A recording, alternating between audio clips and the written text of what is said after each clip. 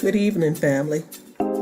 Georgia is on my mind tonight, and I want you to sit back, relax, take your shoes off, and be edified as Ashley Scott and Renee Walters tell us about a new utopia, a new blackness, an upspringing, the next better than Black Wall Street, the next Black community. Georgia is on my mind.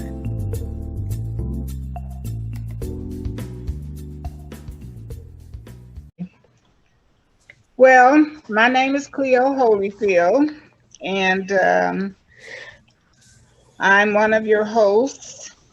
I've been doing this kind of stuff since I was about 15, fighting the good fight. So now I am a great grandmother, and I'm still doing it. Okay. So my background, just a little bit, is I've been a substitute teacher here and in Toledo, Ohio. I've been a realtor in Los Angeles, and now here in Georgia. And I work for my daughter is my broker. And I think that's about it for me. I'm busy all the time. And so now I'm going to introduce to you Maddie.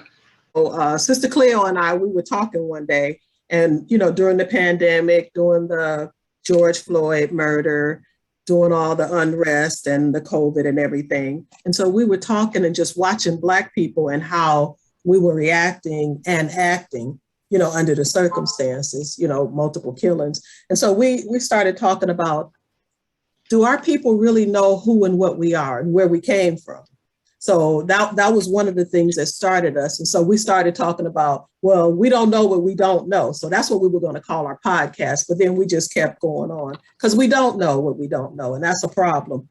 So what we wanted to do was to bring some stories to Black people to teach them about our history, and that we do have a rich history, and that our history isn't only slavery, that we come from, from good stock. So we started out with the Greenwood story, and we picked that story because that showed that Black people can have a vibrant city. And it wasn't just Greenwood. There were multiple cities in the United States back in the 20s and 30s, viable cities that were run totally by Black people. But something happened. So when we saw and heard that you guys were starting, had the same idea, that's what we wanted to talk about. And that's what we want to introduce to people, that we did it before, we can do it again, and see people are doing it now. So there was another group, a person we talked to, and he had the same idea. I saw you guys first, but because I know him, I talked with him. So we wanted to have the conversation with you all to know what your plan was, how you came up with the plan, and just a bunch of other stuff about what's going on. So Ashley, you want to take it? Okay. Well, I'm Ashley Scott. I am a realtor. I am the co-founder and vice president of the Freedom Georgia Initiative, along with my partner, Renee Walters. Renee, you want to introduce yourself? Hello, I am Renee Walters. I serve as the president of the Freedom Georgia Initiative. I am a serial entrepreneur with a background in retail management and neuromuscular therapy. So Renee actually called me, like you said, in the midst of the unrest that was going on with George Floyd and Ahmaud Arbery and Breonna Taylor. And we had discovered that we weren't feeling like our whole happy selves.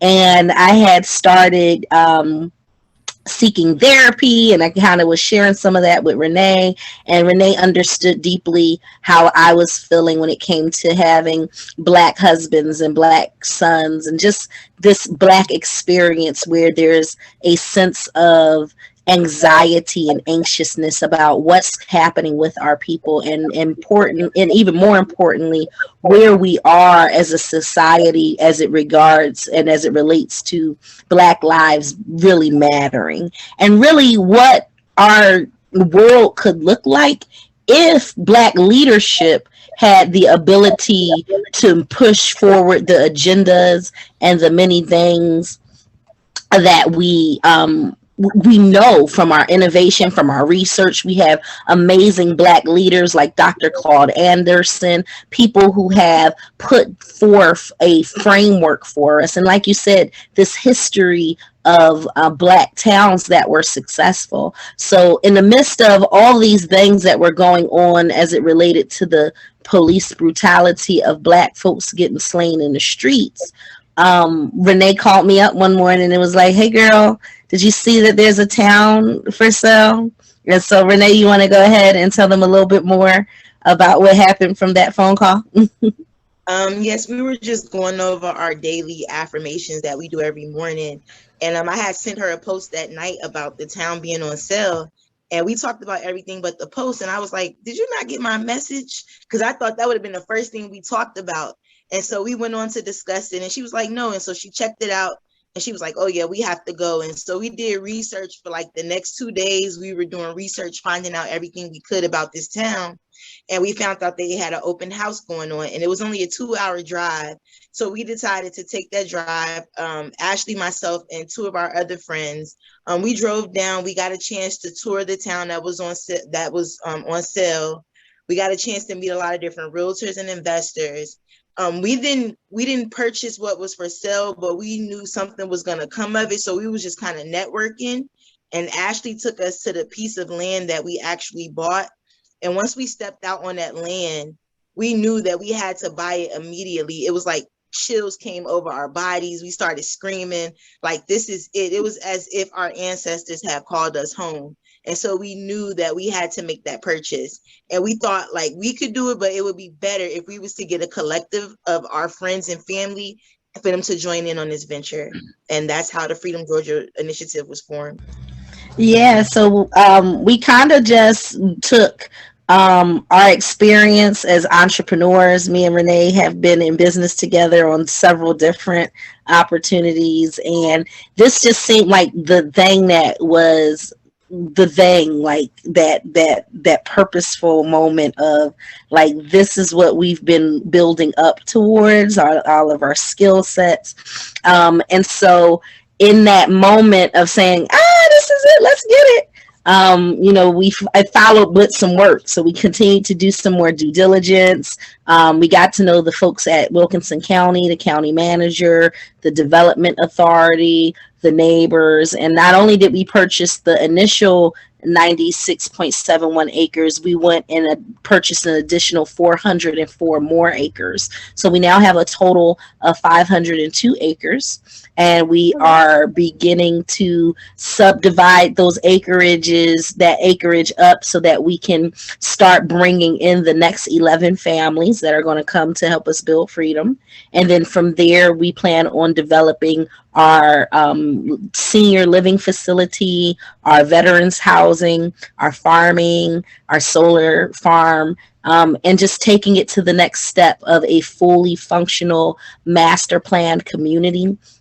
Our goal is to be environmentally friendly in every way that we possibly can. We are very conscious of the climate crisis, and as a mother of young children and as the 19 families who also have young children, we want to build something that's going to allow them to have a brighter future. And it's really a matter of innovation and self-determination and paying homage, like you all talked about, to those ancestors of ours, not just on Black Wall Street, the Gatwood district, and not even just, Rosewood and Lake Lanier and Seneca Village in New York, but even beyond that. We have a ancestral lineage to Timbuktu and the people who made the very first universities. And so we as a people are a repository for civilization's knowledge and civilization's innovation. And it's our duty to push that envelope and to move us to the next level. And that's how we take this opportunity with Building Freedom, of creating a community that specifically allows Black leadership and Black women leaders to develop the kind of future that we deserve for our children and our families.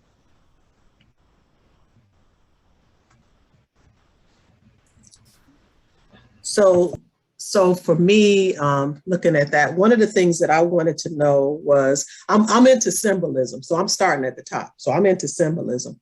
When I looked at the map, the top-down view of your map, the first thing I saw was a star. The second thing I saw was I don't know if I want to call it, I'm gonna call it a pentagon because it was a 5-sided figure. Do those mean something to freedom?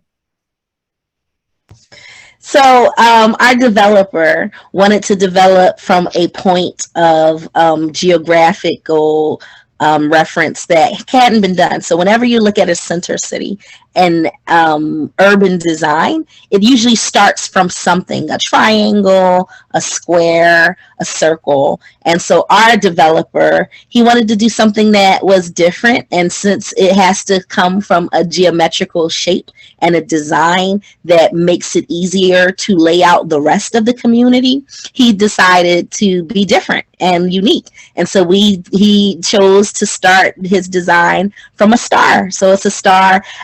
I like to say that, you know, it's us as Black folks, we be shining. But we also have some layers of symbolism that people have started to attribute to the star, because it's just kind of what we do. It wasn't necessarily something that was like, oh yeah, we want it to be a 5-point star and it means this and that. But once our developer chose that as a starting point for our city center, we loved it. And we have, again, started to kind of prescribe and ascribe meaning to it for ourselves. One of the things that we discovered in our research is that that 5-point star is symbolic of the Sirius, or Sirius, the star of Sirius. So that's some of the symbolism that started to have become ascribed to the star as well, liking it and linking it back to that lineage of Egyptology and the star of Sirius. So I'm sure that over time, 100 years from now, people will be calling that star something else. But it really was just something to be a basis of a unique starting point, is something that you don't typically see when you look across state to state and you look at city centers. Typically, you don't see that star shape. So it's just something that's unique to freedom. So just so you know, I asked somebody, what does the star symbolize? Because the first thing I thought was a 5-point star. And they said, no, the star symbolizes freedom. So let's see. There you go. not even knowing the name of your town. That's what they said. It symbolizes freedom. So that's pretty cool. And see how amazing that is. There's always, and I always attribute it to just God's divineness. Like, we don't put a lot of stuff like out into like, oh, it's got to be this way or that way. We try to be fluid and allow innovative creativity and people who are creative, because we know we're not the experts. So by having our developer, Franklin Kemp, shout out to him, you know, he was the one who came up with that. And we know that as long as we pull in brilliant Black people to help us build this thing, we're going to create and innovate and do things. And it will have this kind of divine kind of Renaissance feeling to it, where it's like, you know, I can prescribe this to this, I can ascribe this to that, and we can give it the meaning that we want to give it as we are building together. No cable. Okay, so and now that you have over 500 acres, how many more families will you have? I'm gonna make a question. Okay, so right now we have 19 families. We expect to add approximately 11 more. We have 11 plots that we have available.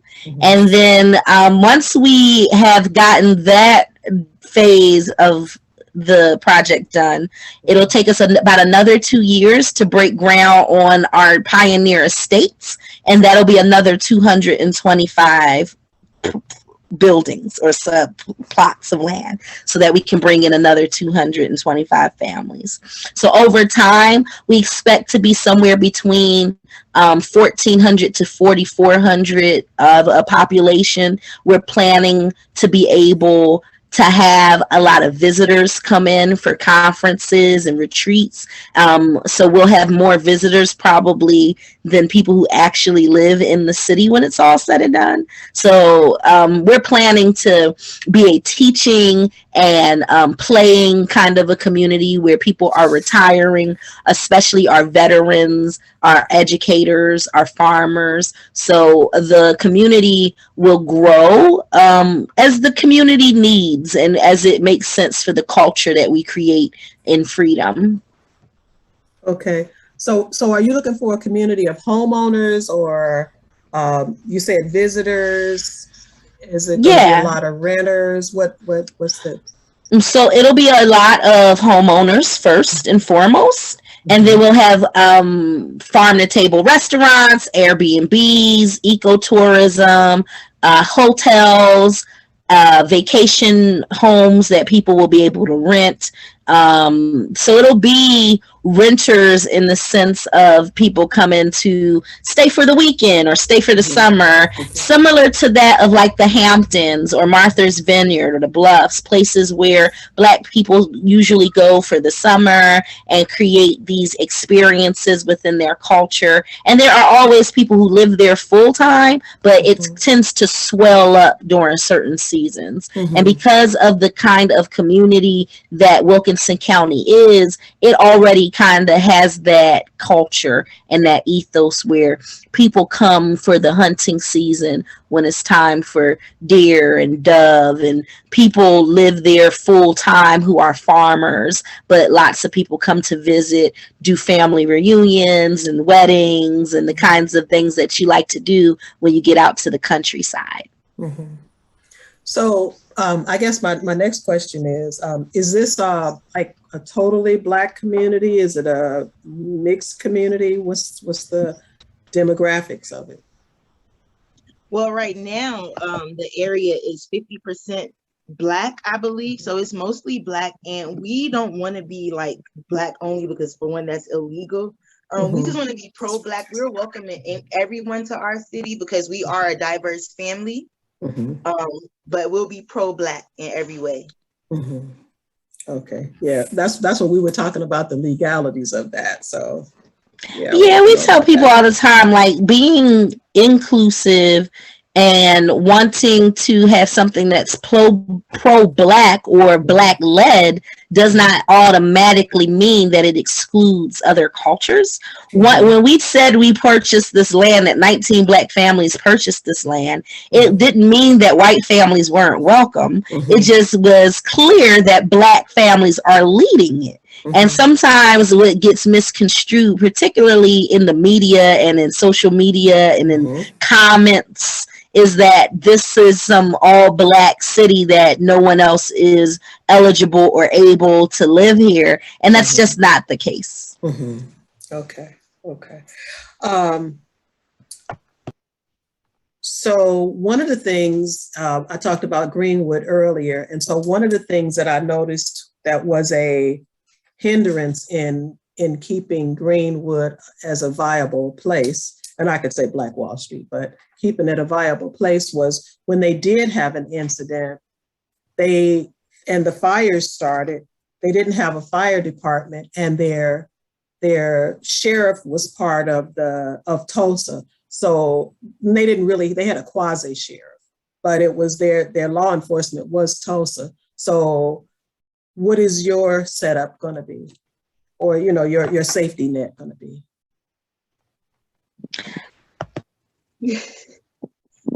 We do have plans for our security that we cannot talk about on podcasts and things like that. But we do have, I just want to say, we were very strategic and picking and planning the people that we chose to be a part of our families. Half of our collective is made up of veterans. So us putting an emergency preparedness plan was like one of the first things that we did. We just don't like to speak about it. Oh, I just wanted to be thought about. That's the reason I'm bringing it up. Yes, that was definitely. One of the first things we thought about. And that's also the move for why municipality building is so important. When I wrote my first op-ed piece that went viral off of Blavity about why 19 Black families purchased 96 acres in the midst of protests and the pandemic in the first place, was with the same sense of the reason why Black Wall Street failed was because it was not an actual municipal corporation with its own city hall and its own fire department and its own police department.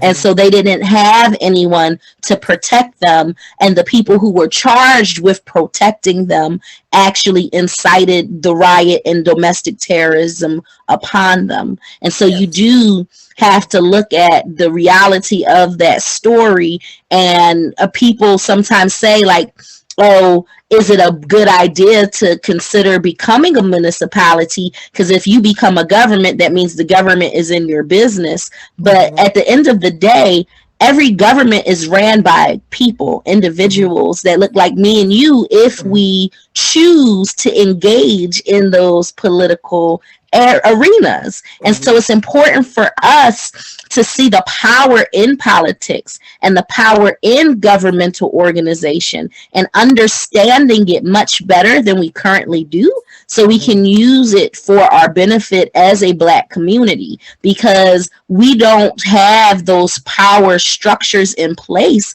which is why these types of tragedies can happen when you do amass the land and you amass the buildings and you amass the success, but you don't take that extra step to legitimize yourself as a actual city and township. That's when your city can start talking about eminent domain and taking back, through taxes and tax hikes, the ability to foreclose on your property. So we do want to take the steps of, one, being highly engaged in Wilkinson County's local government and politics, and formalizing and providing a framework that will allow us to charter the City of Freedom, so we can have those services and we can be really an example of how those services can have positive impacts on their community and on the residents, especially when the residents and the citizens are Black and the community people are Black and the leaders and leadership is Black and the police folks are Black, and you have programs that are not to criminalize you for being Black, but to truly serve and protect you, your property, your space, because that's what these systems are designed for when we look at what the American dream says it is. And so this is our chance to implement that American dream and see, okay, this is what it could be like when we use those government rules, because there's nothing wrong with rules. And when we use them and we play the game appropriately, we can use it for our community's good. And that's what our goal is to create this formalized community that gives us true power. Okay. But does it give us true protection? I hope so. I mean, to be perfectly honest, we've never had true protection. So that's right. I'd rather give it a go and hope that we can formalize and organize and do the things that we need to do, looking at the past as prologue for our future. So we know what went wrong, and so we try to allow that past to inform us for a brighter future. But we've never had that protection. So does that mean we don't do it? Because that's what's happened for the last 100 years. We've become so fearful of what happens if we do something that we have done nothing, and that can no longer stand. Yeah, I understand that.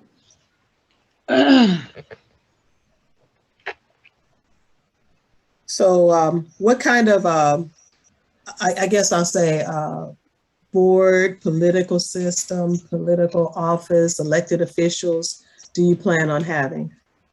Same ones they have everywhere. We'll have a city council, mayor. We'll have hopefully the ability to set up like federal court judges and all the things that have been used against us, again, to create inequities in our communities. If we have more control and we can determine for ourselves the kind of leaders that are going to have respect and integrity for the kind of culture we're creating, we shouldn't have a problem using what America has set forth and really swagging it out, to be honest. Like, we have Black lawyers who are just at the, like, thinking like, why didn't we do this a long time ago? You know what I mean? Like, we have no shortage of talent when it comes to people who understand the system, how to work it, how to make it work more, to make it better work for us so that we can benefit from a system that has oppressed us. And so giving liberation to these bright minds to say, hey, you can come do this in Georgia. We got the land, we've got the resources, we got the momentum and the eye of the media in a positive way so that they can use their creativity and their ability, you know, their brilliance, their genius to apply the law in a way that serves us, because that's really what it's all about for us. How do we utilize what's the frameworks of the law is so that we can make a better community that serves Black people in a way that it hasn't done so before? And again, we don't have any shortage of lawyers, architects, innovators in the farming space, innovators in the agricultural space, innovators in the green development space. We have these resources. It just needs to become intentional, strategic, and targeted for how we employ them, and that's what freedom means to be. Okay, you have a lot of talent. So my question is, what is the buy-in to be a citizen of freedom? Is it your talents? Is it dollars? Is it, you know, what's the buy-in? It's both. Okay. You got to have some talent and some dollars. You can't just come with one and not the other. Having not just talent and dollars, but having a right spirit. That ability to understand that it is about collective economics, cooperative economics. We refer to ourselves as a collective. So it's not about the individual benefiting, but it's about our entire community benefiting, sharing in the profits of what it is that we are creating. And that's how we started as the 19 families. And as we bring more people in, we want them to have that same spirit of cooperation and working together to progress this movement forward. So it having the right spirit, the right energy, being somebody that we want to look at, talk to, and deal with every day, it matters. Like, we don't just want to deal with people because they got a little change, and we don't care if you just because you Black, because everybody that's of our color isn't of our kind, and we realize that. And so it's important to us to make sure, I'm on the interview, it's important to us to make sure that we are partnering with the right people who have a wholehearted and well-rounded resume, to be honest, and not just a resume, but that personality, and that, you know, is their family good people? Is the people or the thing that they want to do as far as the business they want to bring the right fit for the environment in the community? So we look at all of those factors. Okay. Clear. And with this video, it was saying it's 6. Now, is that correct now? Yeah, we never were selling 2 acres. Oh, really? Yeah. That's what I actually read online. Yeah. I saw something that said 2-acre parcels. And so that's what I wanted to ask about too, but it should be 6. Yeah. So that there, a lot of things get misconstrued online. Absolutely. People read one thing and then they apply it to everything. The original family members have 2-acre parcels. However, the next set of families have 6-acre parcels that they'll be able to have. So that's what this next set. We don't have 2-acre parcels for sale yet. That doesn't mean that we won't get to that point in the future, but this current phase phases of development requires that each vacant lot be a minimum of 6 acres. Okay. And then if you buy that 6 acres, you can subdivide Absolutely. yourself. Yes. Okay. And then I'm sure you have some kind of homeowners association that would guide them as to what to do with their 6 acres, what they can and cannot do. Absolutely. We are a covenant community, and we have covenants that people will get. They're basic as far as some of the environmental friendliness, the materials, some of the renewable energy things that we're open to. We have a preference for people who want to use geothermal or solar power.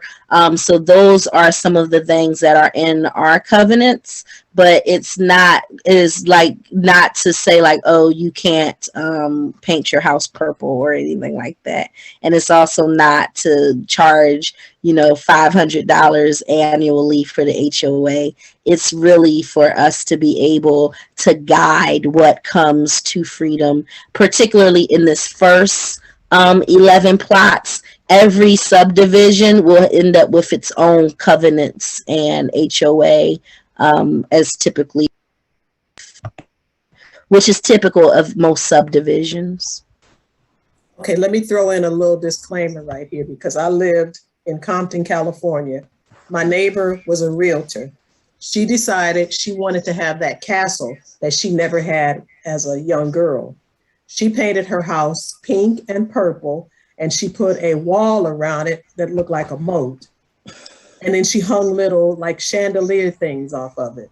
Now, I thought that was a disservice to the neighborhood, but as a realtor, that's what she did. So I'm just throwing that out because she might decide to move to Georgia. Right now she's in Compton, California, but just so you know. Again, we do have a board so that people can submit those types of variances and requests so that the board can say yes or no. So there are different areas that will allow us to just bring people, rein them on in, reel them on in when they get out to the that was a variance. Yeah. Was a variance. Yes. So we are open because we know that there are some quirky folks among us, and we're not, we're open to it. We just got to see what you're talking about. Right. But she didn't say anything. She just, and I'm sure if she got ready to sell, she'd change it. But, what about the people around her that want to sell now? Right. I'm sure she's managed to make the block more interesting. I'd have sold it as a realtor. Absolutely. I was going to ask, how is the performance bond paid? Is that paid by the people in the community? Oh, well, no, we are working on that ourselves, either through our GoFundMe, which we have been raising. We have over $100,000, but we are working on bringing in investors. We are also working on just creating revenue streams that will allow us as Freedom Georgia Initiative to secure that bond ourselves, either through venture capital or investment capital. So no, our residents won't be responsible for that, other than any gifts that they decide they want to give towards it via the GoFundMe.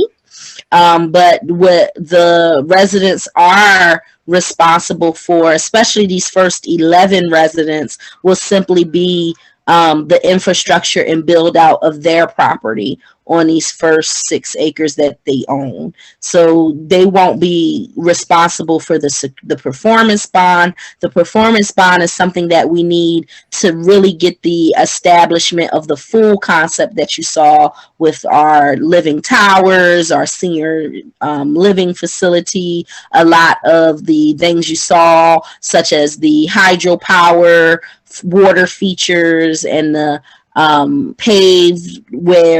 pavements where you can turn footsteps into energy. That's what that security bond is really for, so that we can secure the work of our contractors for implementing that large scale design for our city center in the downtown area of that star.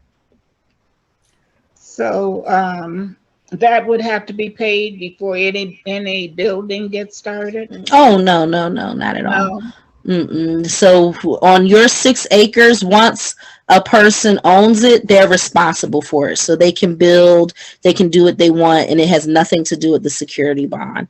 Again, that security bond, that performance bond, is for the $1 billion development that will be happening in the city center. Okay, my question is the kind of community, because I looked at the design of the community. So is this going to be, it's in the country, but is it country living? Is it city living? Is it a mix? Is it agriculture? You know, is it renewable energy? It's like I'm seeing so many things. So what are we talking? It is all of that wrapped in one.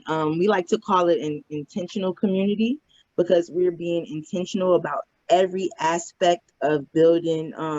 We want to combat mental health issues, healing issues, food sovereignty issues. So we want to combat a collective of things. So we definitely are intentional in what we're doing. So we like to say intentional community, but it will have all of those aspects. Yeah, so it'll definitely be what's known as, mixed use development, and it'll have a very heavy focus on agritourism and ecotourism. So while there will be subdivisions that are traditional from the eye, when you drive through it, it might look like any other subdivision, but inside those homes will be smart technology, and they will be environmentally friendly to the point that they are zero energy or net positive, so that the homes themselves are actually producing more energy than it uses, due to the geothermal and the solar panels that are integrated into the house's structure. We also anticipate having permaculture gardens, fruit trees all throughout the space. There will be a center city that has commercial and commerce, but it'll be, again, more geared toward the tourism and our conferences and retreats as it relates to agricultural research and development and architecture, green architecture. So if you have seen places like Serenbe, Georgia, that is our biggest kind of aim, is to create a space that seamlessly integrates with nature, so that you get that sense of, I have all the amenities of a big city, but I have all of the benefits of living in the countryside. Okay, because that's what I'm talking about. Now, here's the thing, because, with the renewable energy and the being able to pay for itself and the return on investment and stuff like that, there's an initial outlay. So my thought is, how much does it cost? And I know you said you need to have money and talent. How much does it cost to live in freedom? Initially, the first 11 plots, we're selling them for $55,000. And then to do something as simple as a container home with solar panels will cost you approximately $100,000. And to do a more advanced, more luxury custom home, you're looking at anywhere from $350,000 to $400,000. So it really depends on your taste. Our goal is to have a mixed community of demographics where there's affordable housing and there's that luxury lifestyle for those folks who want to say, look, I want to build my dream vacation home, or I want to build my dream retirement home. And you can have, the horses and the greenhouse and just dig into that gorgeous country landscape that we have. And if you want to be able to enjoy that lifestyle more affordably, you'll be able to do so too. Okay. That's what I'm looking at. Now, when do you anticipate people actually living there? So ideally within the next 24 months, we should have the first 11 houses in Freedom built from those who have purchased their plot. So we are currently going through applications. We're still getting applications in, and really I should say offers. People are submitting their offers, and then we're going through and reviewing all the different offers to see who would be the best offer, the best fit for the community. And then once we make that decision, they will have that 24 months to be able to start breaking ground, bringing in the infrastructure, getting their permits and all the things that they need to go through with the city, or excuse me, not the city, with the county in Wilkinson County. And the good thing about Wilkinson County is they're really easy. They're very open to the project. You can literally get a building permit for $25 in the county. Wow. Okay. So they are excited about us, and we are excited about them. Okay. Cleo, did you have any more questions? I have one more question. Go ahead, man. Okay, so my question is just a thought. So on the solar, you said you were going to have solar farms. I've seen where you can take a city and you can approach a company and ask them if they want to use you for a prototype for something, or use your city as the model city to sell their whatever. Had you guys considered that as a low cost way to get solar or whatever? But I've seen that before. No, and if you got to connect, please let us know, Miss Maddie. Okay. But we have been looking at partnering with We Solar. Miss Crystal Hensley is a Black-owned community solar consultant based out in Maryland, DC area. And so she is helping us to negotiate our community solar project and sell the excess energy to a major corporation. So that some of this stuff is in the works. It's not exactly how you just laid it out, Miss Maddie, but it is an idea of ours to leverage the community solar, particularly with these big data corporations and technology companies. They're the largest purchaser of renewable energy at the moment. And so we have been opening up lines of communication with some of the tech companies. We have some great champions who have been talking us up over to the folks at Google and Microsoft. So nothing has manifested as of yet, but that's definitely something that we would love to see happen. I would not mind if Tesla wanted to have plants in Freedom so that we could be developing and building solar cars and taking that whole thing to the next level, because it creates jobs and it's on point and on brand for our goals of being a innovative community when it comes to renewable energy and solving the climate crisis. So if it's a good partnership that makes sense, we'd be open to it. Okay. That was just a thought, because I know a lot of people do that, as a way to fund something when you don't have the funds, or just a smart way to spend money or not spend money.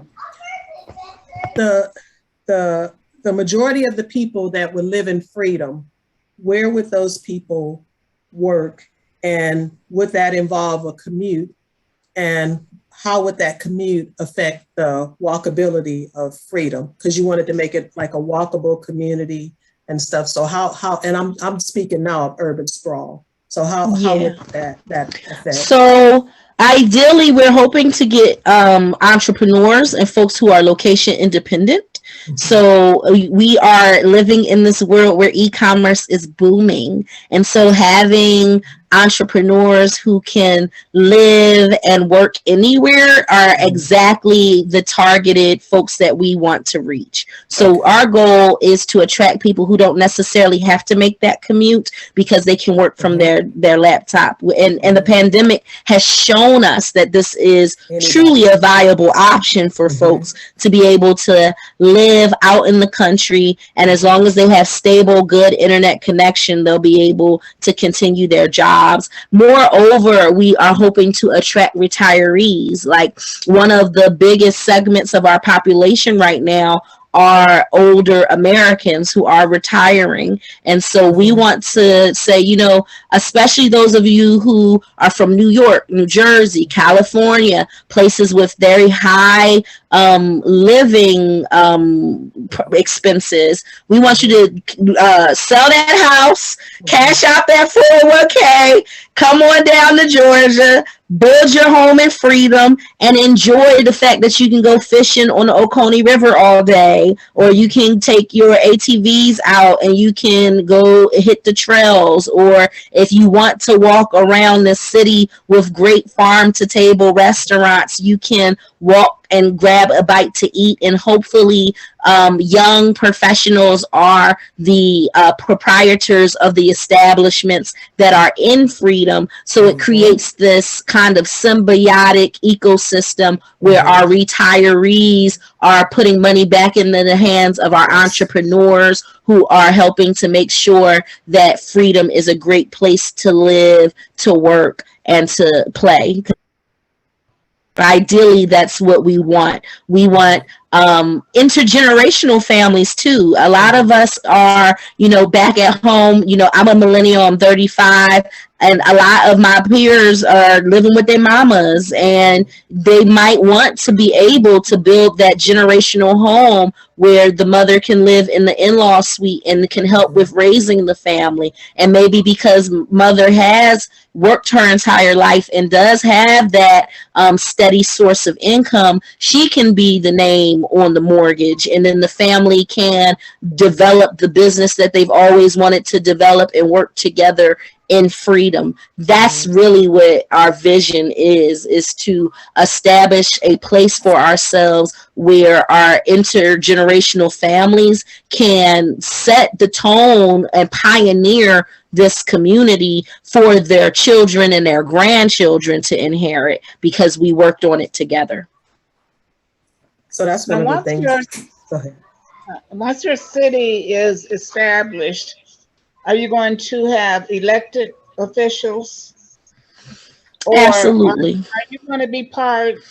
You won't be part. What's the name of the city that's near you? Toomsboro? Yeah, so we only share a postal code with Toomsboro. We are in unincorporated Wilkinson County. So that means that once we have our 200 residents and we establish our municipal services that cities need to have, like we talked about, the fire department, the police department, transportation, zoning and ordinances, water, plumbing or sewage, did I say the trash, garbage services? Like there's 11 different types of services, and we as a municipality or an aspiring municipality would set up some of those services, and then we would apply for a charter. So our goal is to be the 8th city of Wilkinson. So City of Freedom will be an actual city if we meet all the goals according to what the state requires. So you will have schools built also, or would the children go to the Wilkerson?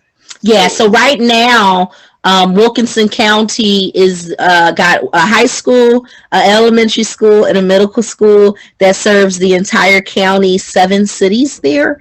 There's about 9,500 residents, and they have a really good school system. They graduate 98% of their students. They have a very high success rate of graduating their Black male students that they are proud of. They're very well known for their sports here in Georgia. So the goal would be to increase the resources and the tax base so that Wilkinson can continue on its path of school excellence, because they really are doing a great job. A lot of times people just automatically assume that school districts are not good, and Wilkinson isn't the case there. They have a Black superintendent that's been there for the last 20 years, a Black man, Mr. Lord, his name just escaped me, but he literally is very prideful of the work that he has given when it comes to his legacy in Wilkinson County, making sure that the schools are really good schools. And so our goal is to support Wilkinson County in that area, and then to have really good after school programs, or what's known as supplemental programs and enrichment programs. We also have homeschooling with Liberated Minds, homeschooling consultants. So our goal is to eventually have a private school or a boarding school, but that'll be something down the road, maybe 10 years later. It could potentially be sooner if one of our residents wants to take the charge on that. It's not something that we're necessarily, as the originally 19 families, championing for, simply because Wilkinson County really is a good school district. So we want to funnel resources and get that tax base up in the county so that we can continue to support them.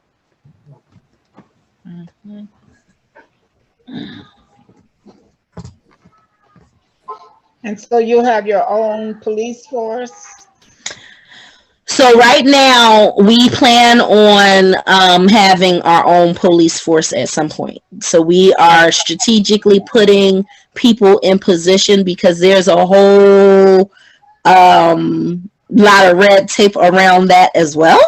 So there's a lot of experience that people have to have in order to even write a charter to have a police station. So we're working on that as well. So yes, policing is one of the things that we do intend to have as a service. Again, that might not be one of the first things that we do, but it is something that we have on our list to come down the pipeline with, especially once we hit that 1,000 people mark. Once we start to move in to the realm of having a lot more residents in the city, we'll want to start enforcing our own police policy, and that'll give us our own jurisdiction versus continuing to rely on the Wilkinson County Sheriff's Department.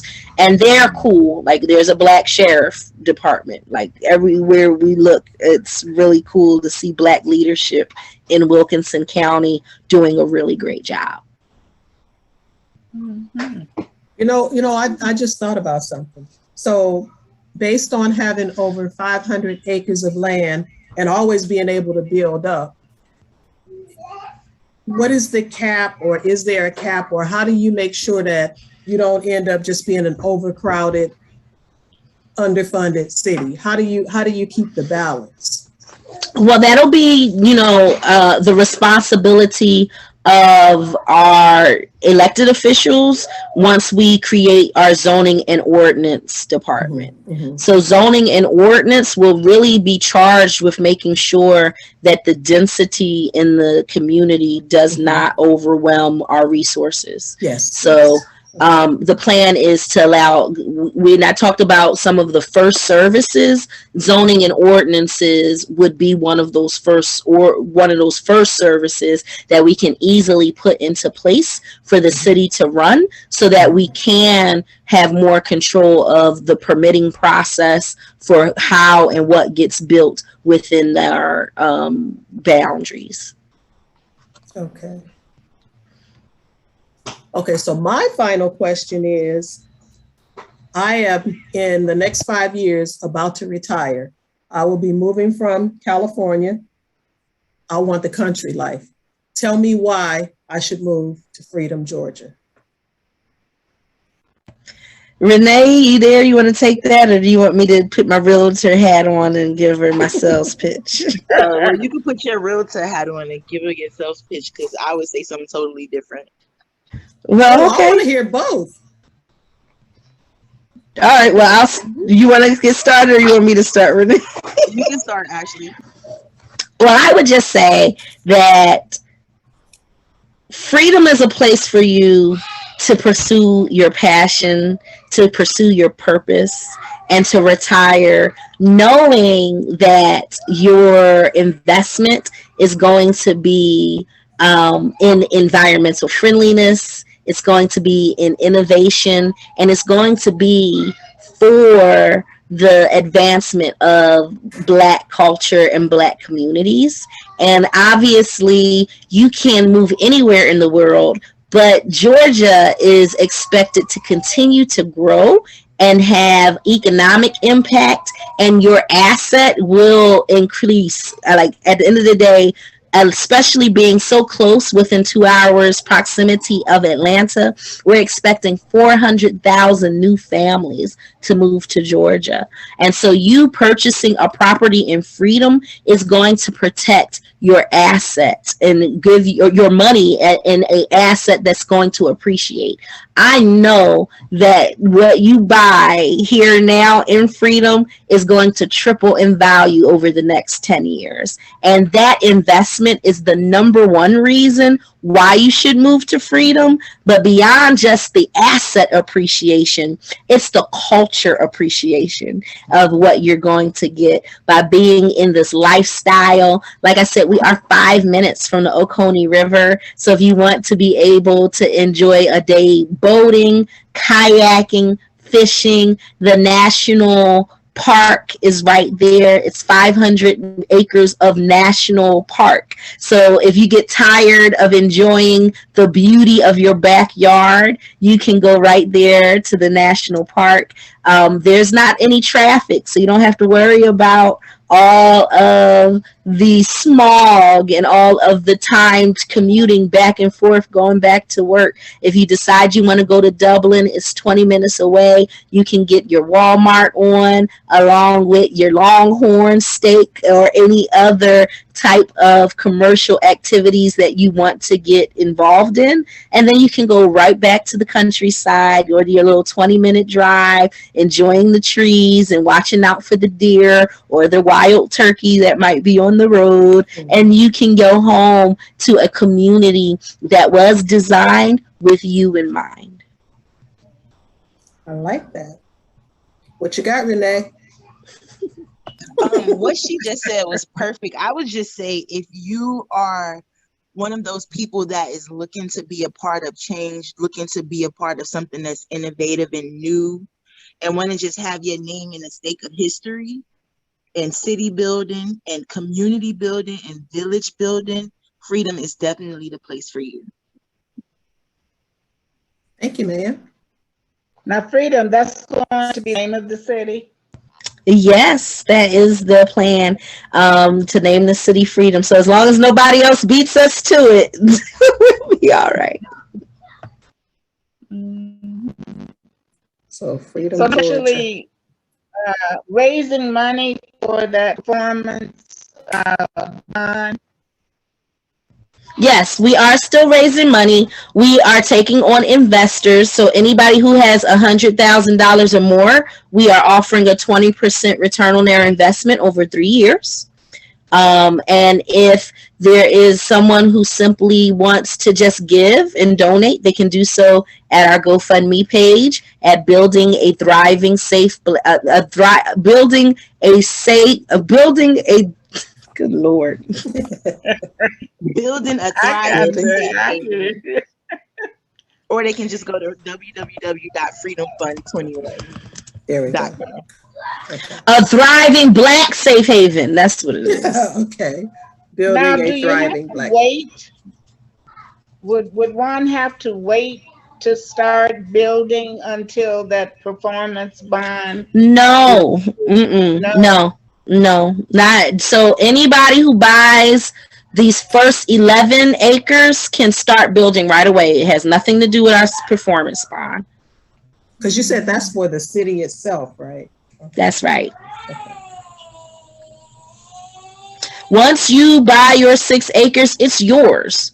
So you would be responsible for your infrastructure, putting in your driveway, building your house, putting in your septic tank, because remember, this is raw land. So until we get the security bond, we're not putting in the infrastructure. Like, we haven't started laying out the roads and everything. These first 11 plots are a button adjacent to the road, the main road. So there's no need for infrastructure other than your well and your septic. Like, if you wanted to tap right on into Oconee EMC, there's electricity right along the road, and you can start building. So you do not have to wait for us. You can literally buy this 6 acres of land and start building, especially if it is in accordance and in alignment with what it is our community covenants say.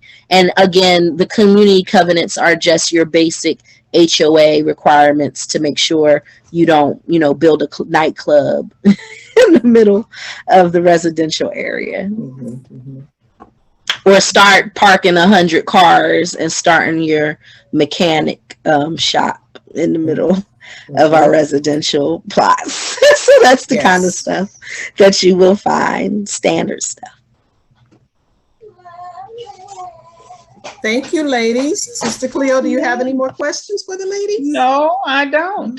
Very interesting. Yeah. So we're going to keep watching. How are you advertising? You said, how are we advertising? Yeah. Yes. We have advertised. Are you like in the newspapers? Are you saying land for sale, or how are you doing that? We're being very strategic in that as well, to make sure that we get the type of people that we want to live in our community. We have a nonprofit organization that we have partnered with, the Black Achievement Fund, and most of our members and families that we want to move to freedom, we funnel them through the Black Achievement Fund. Ashley, you want to tell them about the Black Achievement Fund? Yeah. So we have been lucky enough that when we went viral last summer in 2020, when CNN did the piece on us, that we have a wait list of over 2,000 people who want to live in the city of freedom. So we haven't done any advertising other than, our social media page and letting the folks that are part of the Black Achievement Fund know that we do have a limited number of spots available. Once we secure our performance bond and we break ground on Pioneer Estates, at that point, we'll definitely start looking at potentially advertising it via radio and possibly television and in certain periodicals, but we won't do that if we're able to sell out with our wait list, because if everybody on the wait list decides that they want to buy, there's no need to spend money on promotions. So we'll continue to leverage the waiting list until we find that we need to expand our marketing efforts. Now, I read someplace where I think on Tuesdays and Saturdays or Sundays that it's like open to visitors.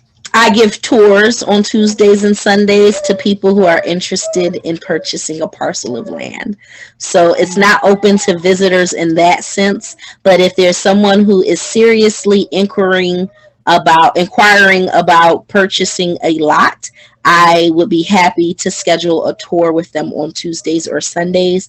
Or if they are a business partner, like we have people who are interested in being vendors and subcontractors and developers with the project. And so in those cases, I also do special tours for potential partners on those days as well. So you would have to make an appointment. You do have to make an appointment, yes. Yeah. So how far are you, Sister Cleo, do you know how far you are from Wilkinson County? How far are you? I think like 2.5 hours. That's about right. And most people are anywhere between 2 hours or 2.5 hours, depending on what side of Atlanta you're on. So I'm on the east side, and so it takes me 2 hours. Our CEO, Laura, is in Smyrna. It takes her about 2 hours and 20 minutes. And then we have some folks in Ackworth. It takes them about 3 hours. So it just depends on where you are. Yeah, I'm in Marietta, and I'm like 5 minutes from Smyrna, so it's like 2.5 hours for me. Yeah, that makes sense. Well, this has been a pleasure. Thank you, Really, Miss Definitely. Cleo. yeah.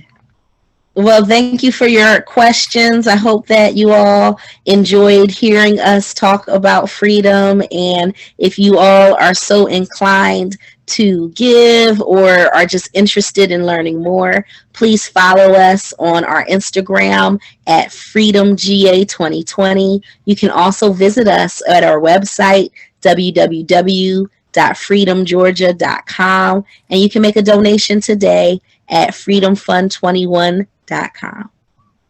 Perfect. Okay. One of our 11 plots we have an amazing realtor, Ashley Scott, who would be able and delighted to give you a tour of our city, our What is future that? city, and there's lots available.